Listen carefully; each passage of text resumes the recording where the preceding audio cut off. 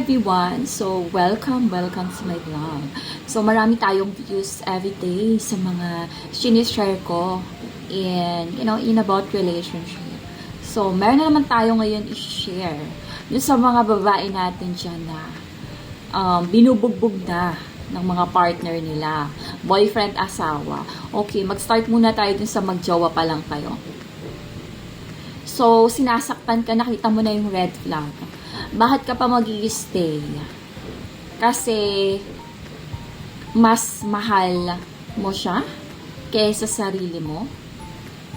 So, ano bang bakit ka naghahanap? Bakit ka may boyfriend? Yun yung question ko sa'yo. Para may kaganunan, tsakan, anong kailangan mo? Bakit ka nagbo-boyfriend? Gusto mo ng kasama? Bored ka? Hindi ko alam eh. Ano ba yung needs mo sa lalaki?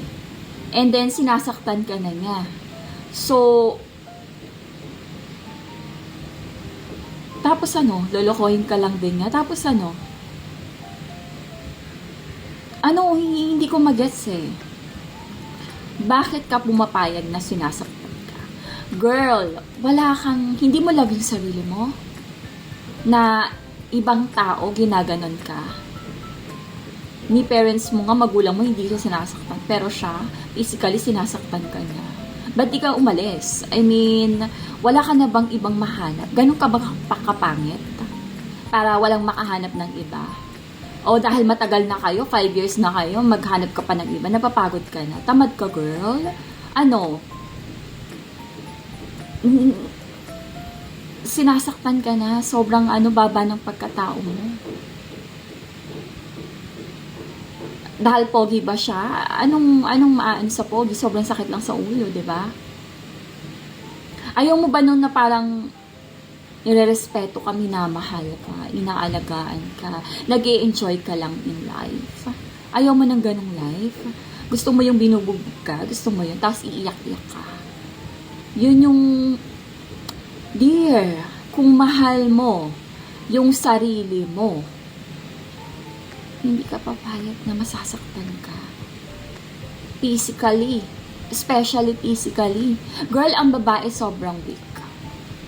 Okay, hindi mo na siya mababago.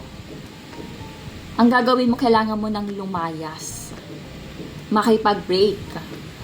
Paano kung siya yung sumasagot ng lahat siya nagbabayad? Umalis ka pa rin, okay? Hanap ka ng iba. Meron at meron dyan, girl. Sobrang baba. Sobrang trash mo. Sobrang basura. Yan yung tingin niya sa'yo. Kaya nasasaktan ka niya physically. Hindi ka niya mahal. Girl, wala siyang pagmamahal sa'yo. Okay?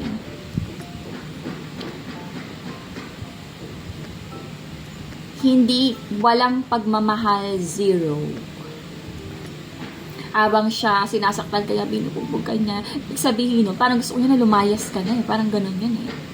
Diba? Maghanap ka ng iba. Parang ganun yung gusto niya palabasin eh. And wag ka nang papayag na aabot pa doon. Kapag may nakita ka na red flag, alisan mo na. Hindi ka magiging happy dito. Wala nang second chance. Never ever. Okay. Ang dami dyan lalaki na ayaw mo ba nung ganon? Yung lalaki yung pinagsisilbihan ka, inaalagaan ka, pinagsha-shopping ka, siya lahat ng gumagastos ng bills mo. Ayaw mo ng ganon, girl? Gusto mo yung ganyan? Bakit? Dahil pogi siya? Bakit nung una okay naman siya, ngayon nagbago siya? Ayun na nga eh. Una lang, di let go. Move on. Girl, ang laki ng mundo. Huwag kang tamad, okay? Meron at meron. Lalo na kung maganda ka, girl, ang dami dyan nakapila. Huwag mong isarado yung utak mo sa isang lalaki na hindi ka nga mahal. Huwag mo nang antayin, diba? Girl, hiwalayan mo na, okay? Sobrang kawawa ka. Lalo na kung wala ka naman, nag-share ka pa sa kanya. Grabe, girl. Yan na ba yung value mo?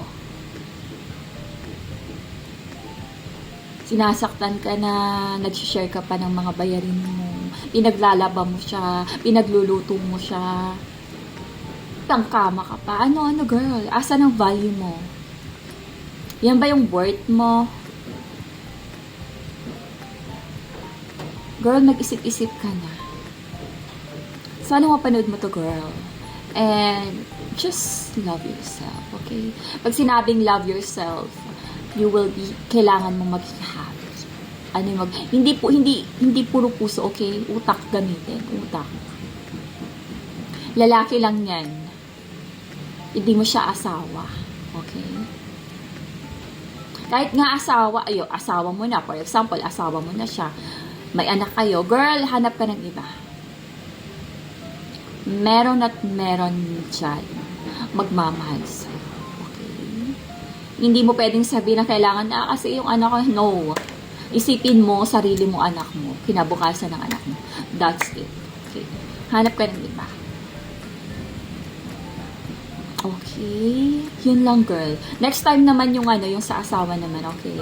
Kasi medyo humahaba na. So, ayun lang, girl. So, thank you for watching, girl. Love yourself.